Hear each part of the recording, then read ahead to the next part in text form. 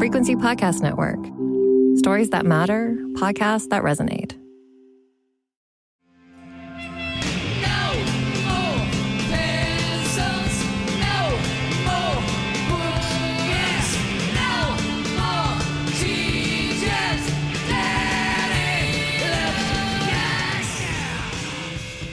Yeah, it's that time of year when kids who have any taste in classic rock and roll are busting out the old Alice Cooper.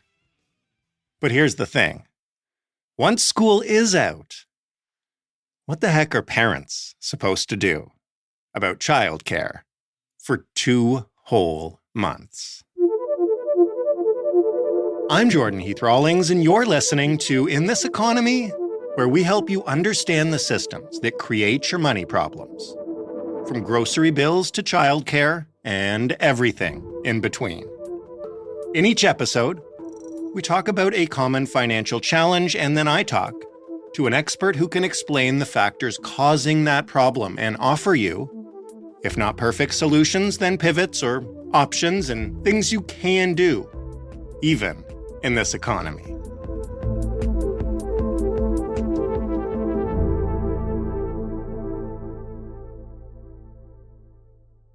I think I got the question this year in about March.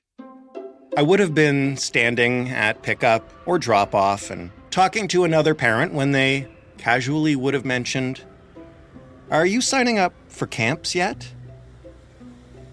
When you have a kid who's old enough not to need constant oversight, but young enough not to be left on their own, you got to start planning for summer early. And it can get really expensive. Some of the most frequent questions we get on this show are around the cost of having kids. And there are a lot of costs. We've already done one episode about the basics, and we will link to that one in the show notes if you'd like to listen to it. But this is about keeping your kids busy. Or not. And maybe it's about why that not isn't really an option anymore.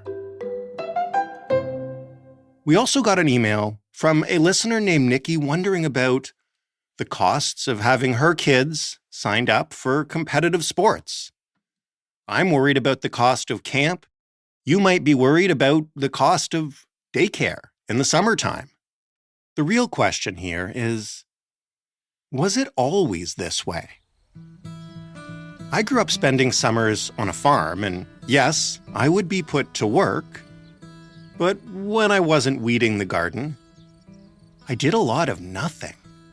I played with some cousins, I read some books, I ran around in the woods. My parents didn't always know where I was.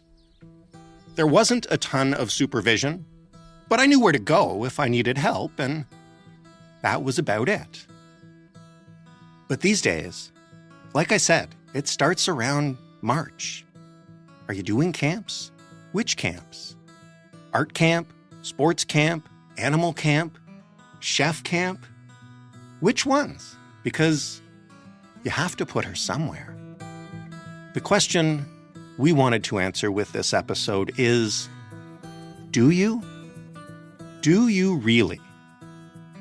Alyson Schafer is one of Canada's leading parenting experts, so we called her up to ask about just how we got here and why parenting attitudes have changed so much over the years. And also to ask her practically, what are some affordable ways that you can make sure your kids are occupied and safe this summer? Alyson, are kids allowed to just do nothing anymore? Not only would I say that kids are allowed and should be allowed to do nothing, I would actually say that it's a very healthy and imperative piece that we need to put back into kids' lives that has woefully been whittled away to nothing. So yes, I think it's important, imperative, and we need to get back on the game there. Okay, but so when I'm talking to other parents in our neighborhoods and I talk to friends who have kids and we talk about the summer months when kids are out of school, the first question that we always ask each other is, what camps are you in? Did you get them into the camps? Because you don't want to have a kid sitting at home without a camp or something to go to during the summer. How did we get there? Well, here's what I think happened in the journey. Two factors came into play. One was kids, minors, if the adults aren't home, need some form of supervision. And we went from having communities where there was like a village and there was different eyes on the block. And, I'm watching your kids, you're watching mine. They're running around the neighborhood. They're in my kitchen for lunch. They're in your kitchen for dinner. We kind of had a community vibe happening. And that kind of disappeared. So then suddenly we had to like create, what are we going to do in terms of supervision for these kids in a healthy, respectful way? So I think that piece kind of came up. And then the other thing that tied into that was we got into this real scarcity mentality where we were like, childhood is a time where we need to like educate and advance our children because only the cream rises to the top and only the people that are the most educated and well-rounded and have the best resume are going to get those precious few entries into whatever, Harvard, law school, the job market, whatever you want to call it. And lest we let our kids fritter away their time playing Frisbee when they could be learning another language. And so we suddenly saw parenting as our prime directive was to prepare our kids for getting developed to enter the workforce and higher education. And we took that just like so seriously. And downtime, leisure, fun, and play suddenly became wasting an opportunity, which is so misguided in so many ways and tons of research to back up why that's the truth. But I think those two things happened at the same time. We lost the village and we thought we had to be hyper educating our kids. Let's talk about the village first. When and more importantly, why did we change that practice? Or did it just change on us? And was it gradual or sudden or what happened? I mean, I'm not a pure historian on this, but I will tell you that in the broad strokes, that it is actually a fairly modern phenomena that some historians have marked as we decided there was something called stranger danger. And the minute we got into stranger danger as a perspective, like one tragedy happened and then it rippled out and suddenly we lost trust in one another. We lost trust in neighbors. And that is not statistically true. There has never been a safer time to raising kids. And so a few terrible things happen that get media headlines, and then everybody gets very paranoid about how can you leave your kid and you didn't check that out. And because it's so horrific and it goes to our fear-based mind, we just ingrain that. And I think we have to go back to what Mr. Rogers was trying to tell us all, which is a stranger is just a friend you haven't met yet. And but we're not. We're very fearful of one another. And we tell our kids to be very weary if somebody starts to be social and kind to you.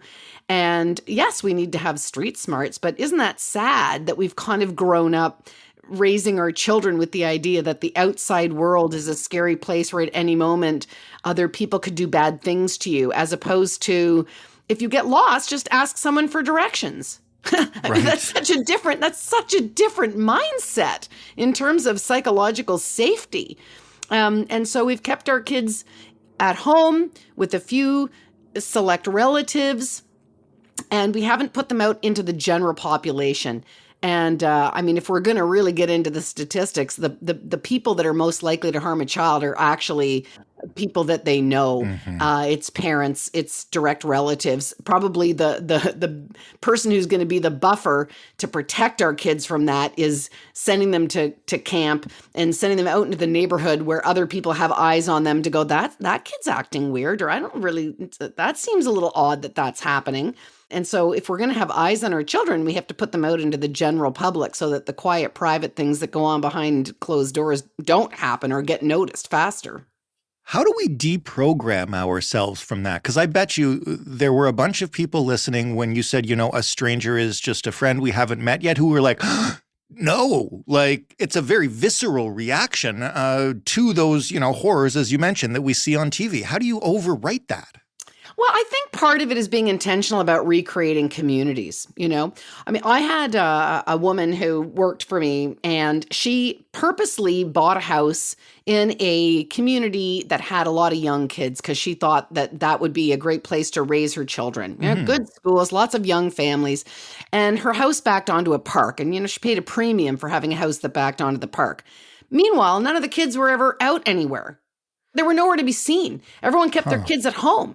And so she took on a one-woman campaign to go door knocking to say, hi, I just moved in down the street. I've got these kids. Do you have kids? Do you guys want to have a street party? Do you send your kids to the park? Well, no one was sending their kids to the park because there was no kids at the park. And she's like, I can watch from my kitchen window. They can do hopscotch on our street. And it was like she had to draw these people out of caves. It was like nobody wanted to go there. So the minute you start to talk to your neighbors, know your neighbors, start to build community, people aren't going to build it. You have to advocate for yourself. And so the minute you start to get that sort of feeling of community happening, and they aren't strangers, there are people behind those doors. Those are the other people walking the dogs on the street, the other kids pushing the strollers, whatever, right. The teenagers who can babysit. We need to knit that together again. And I think it's particularly timely to do this after the pandemic, where we were already pre-pandemic pretty isolated. Yeah. I would say the pandemic made it that much more difficult. So this is our call to action, people. Do we want to live in this life, or do we want to rebuild community? And you can't just sit there and wait for it to come to you. You got to go out and do something about it yourself. The genesis of this episode, and obviously this show, is how unaffordable paying for the kind of supervision you're talking about during the summer months can be, especially camps, where you're looking at hundreds of dollars per week just to give your kids a place outside of the house with supervision.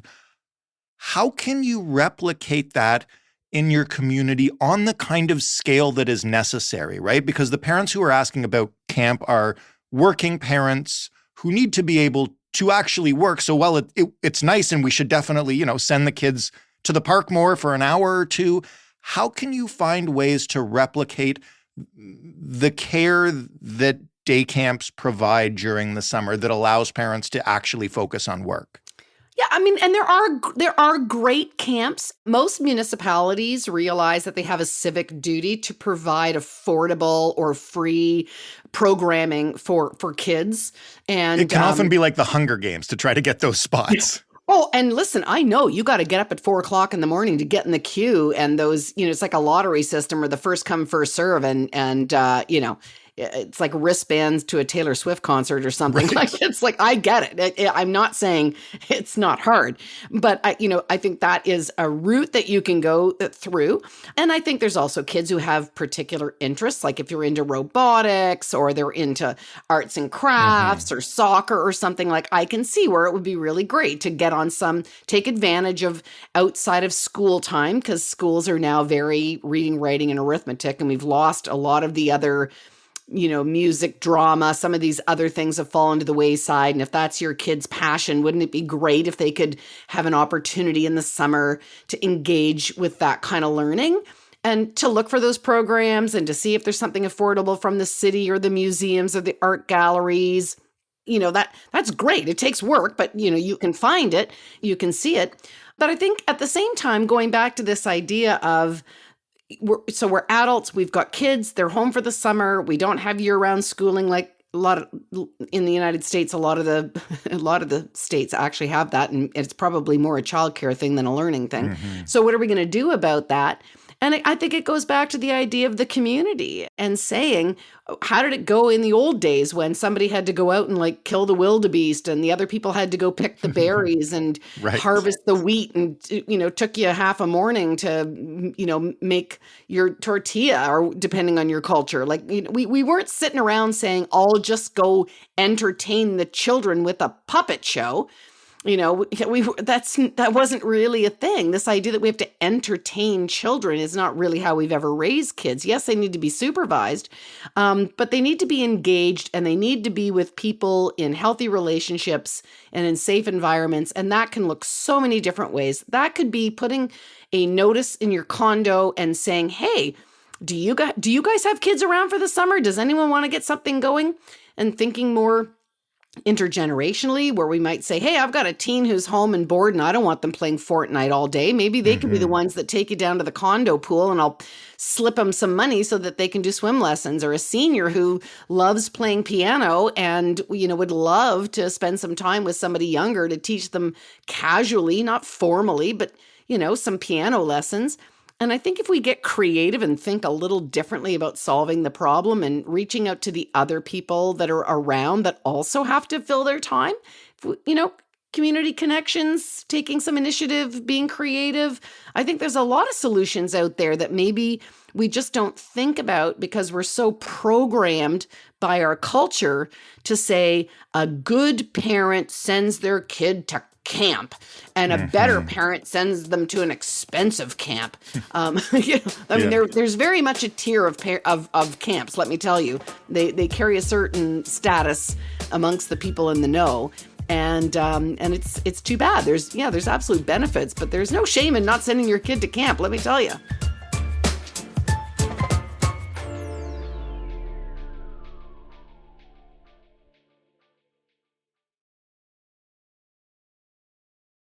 What do we know about the benefits or not of just having a kid that bums around for the summer? I did that as a kid on a farm. Kids today, like you said, might want to just play Fortnite all day. They're on vacation.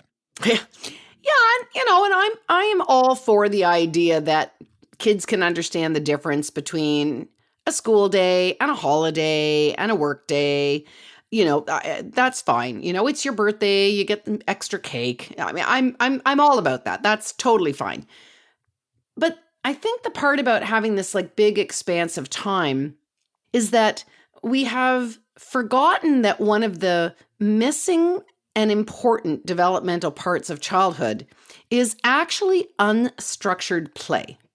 Mm-hmm. And so unstructured play, as we research it and see the benefits, Maybe define it first for us so we know exactly what we're talking about. Give me some examples. For sure. So, I'll compare it to structured play. Most parents put their kids in structured play. You go to gymnastics, you go to soccer, you go to baseball. You have a coach. So there's an adult. There are rules to the game.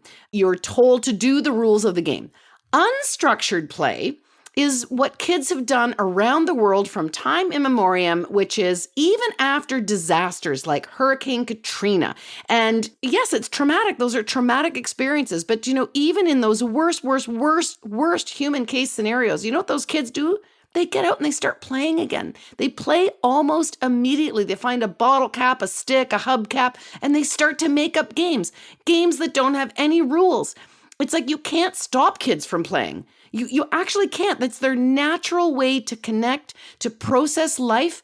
It's an important way to process grief and trauma, to understand your world, to make friends, to make bonds. It is the language of childhood. It is the developmental path in childhood.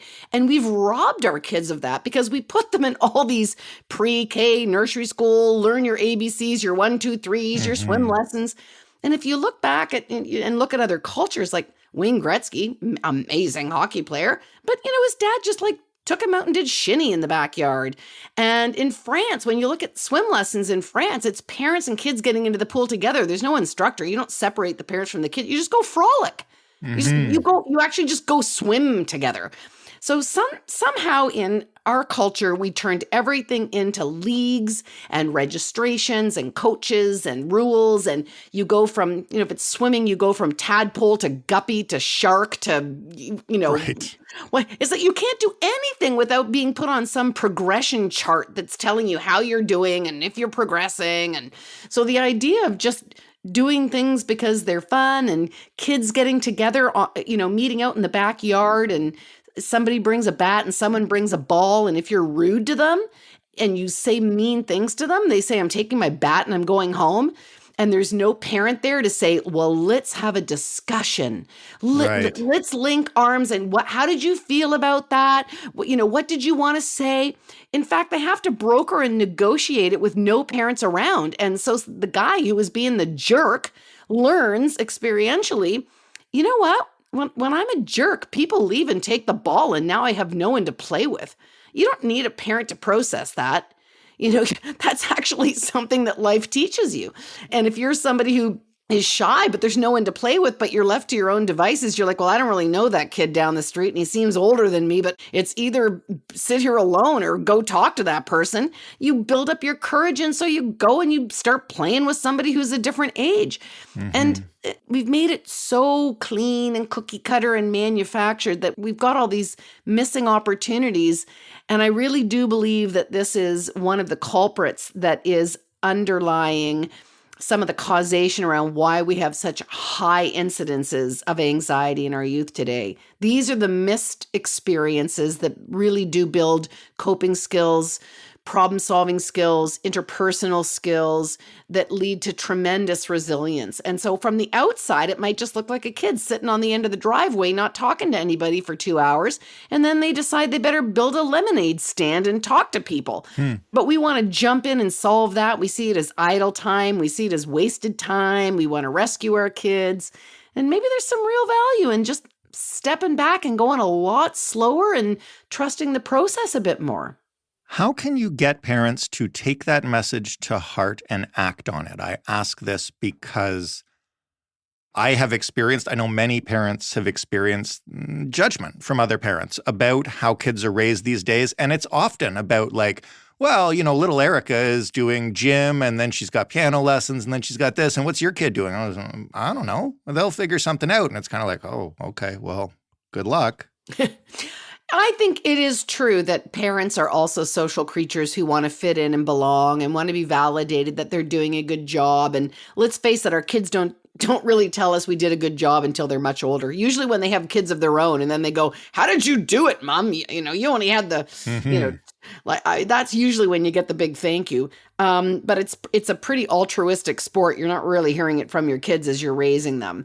But if you do need that external validation, then I would say just be very conscientious about creating the context for you. Meaning, maybe you do need to find a neighborhood where parents parent the way that you do.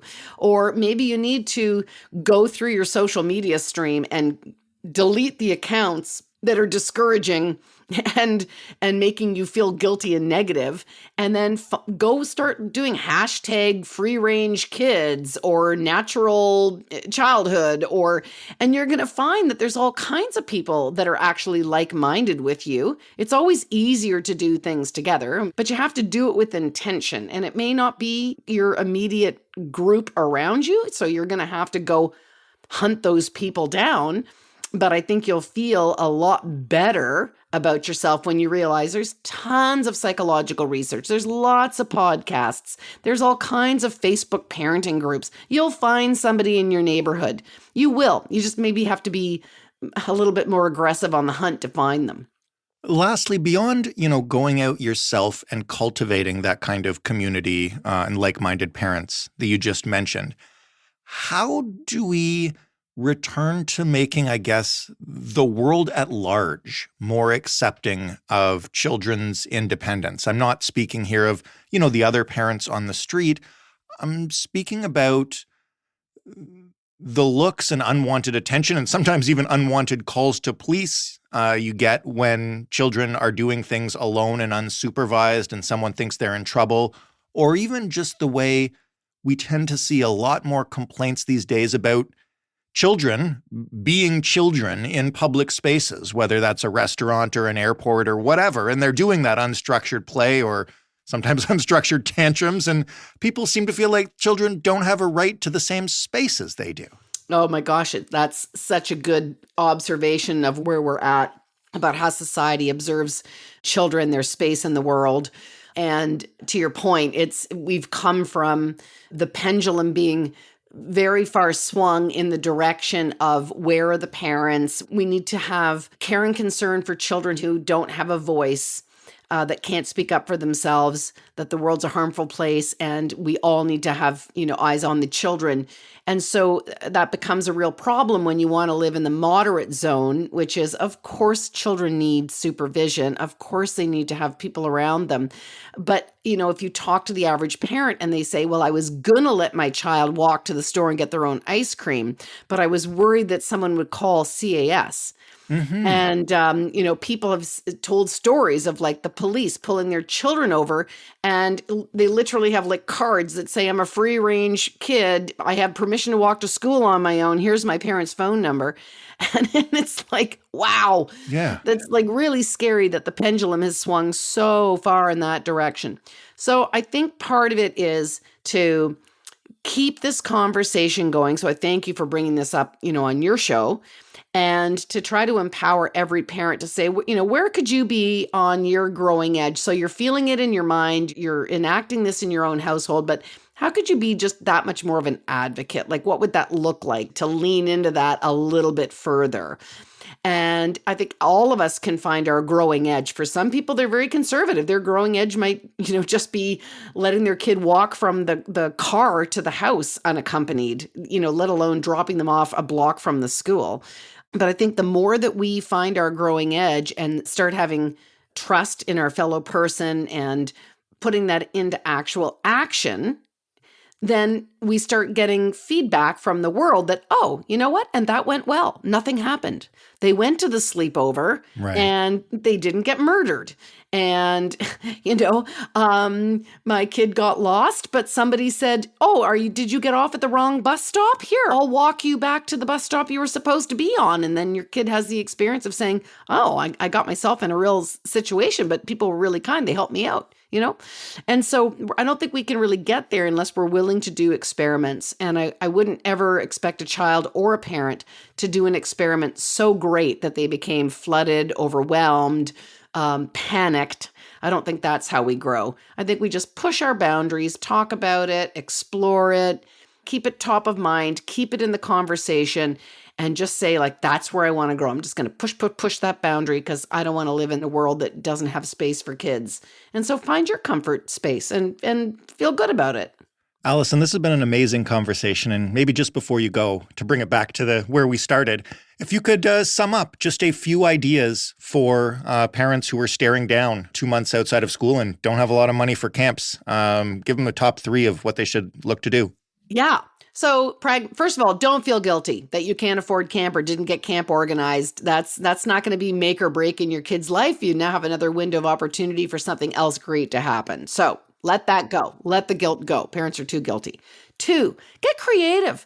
The question is, what can you build with your kids and with other people in your community, or start to build a community that says, you know what, we got a problem to solve. We got a bunch of kids home for the summer. Nobody's got money. I got to go to work. You got to go to work. What could we get set up here to cover off those hours using the power of the group that we've got if I reached out to people? So intergenerationally, interfamily, think outside the box. It doesn't have to be stereotypical. And you might find that, wow, there was a lot more people in the same boat, a lot more people that were willing to step up when I sort of made it non-typical. So get creative. And then the third, I think that the idea that when there is downtime and unstructured time and programs aren't available, it doesn't mean your child is wasting away. You can turn off the Wi-Fi. You can say, put down the electronics, find something else to do. But there are tremendous benefits to be gained from realizing that boredom is the moment right before the creative spark. And don't be fearful of boredom. Kids will solve boredom, and often what they solve in that process is greater than anything that you could have done if you felt that it was your role and responsibility as a parent to be an entertainer. You do not need to entertain your children. Yes, have a relationship with them. Yes, get supervision, but don't be afraid of boredom. Alyson, thank you so much. This is really helpful. So great. Have a wonderful summer. Alyson Schafer is one of Canada's leading parenting experts, and thanks so much to Alyson for sharing that expertise with us. While we aren't going to summer camp ourselves on this show, we're taking a little break over the summer to focus on some special projects, and we want to hear from you as we prepare for them. We need to know your key concerns. We need to know where you think this show has helped you and where it's left you wanting more. If you have any input at all, as we determine what's next for In This Economy, and of course, as always, if you have a question about your own money problems, we would love your input. You can get in touch by emailing us at hello@itepod.ca. And you can call us and just talk it out by leaving a voicemail at 416-935-5935. As I've said to you before, we don't need your real name. If you want to hear from us, though, we do need your real number to call you back. If you've been listening to In This Economy since we started this show last year, thank you so much. You're one of the reasons we do it. We appreciate your time, your attention, and of course your feedback a ton. If you just started listening, well, stay tuned over the summer because we'll bring back some episodes you may not have heard, and we'll also have a few treats here and there along the way. I'm your host and executive producer, Jordan Heath-Rawlings. This episode was written and produced by Marshall Whitsett, Allison Broverman, and Stephanie Phillips.